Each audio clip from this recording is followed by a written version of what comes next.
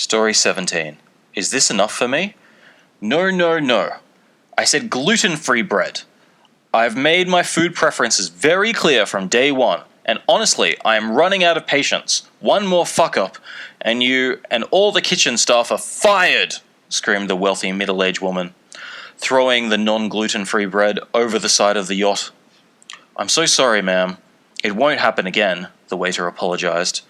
Tanya knew she was being rude, but she had been the loyal, supportive wife and mother for years, and now her husband was finally making good money. It was her right to get what she wanted.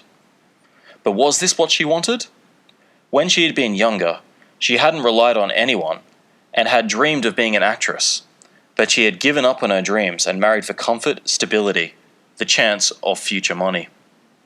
After getting married, her life had worked out exactly as she had planned.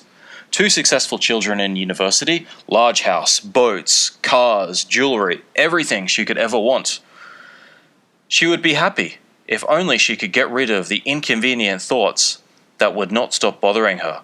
I'm too selfish. I should give back to society, said a voice in her head. Wrong, answered the other voice in her head. You deserve this life. You don't owe the world anything. The first voice was not happy with this answer, replying, well, if you don't want to give back to society, then you should at least work on yourself. The second voice was ready with a reply. It always had a good excuse. Why should you work on yourself? You are already perfect just the way you are. Don't you deserve to be lazy after so many years being the perfect housewife? Tanya wondered if she was unique. Did anyone else go through the same internal conflict? For the first time in many years, she remembered a friend of hers from university. Rebecca had chosen a very different path in life. She had followed through with her career goals and settled down with a family. But she hadn't married for money.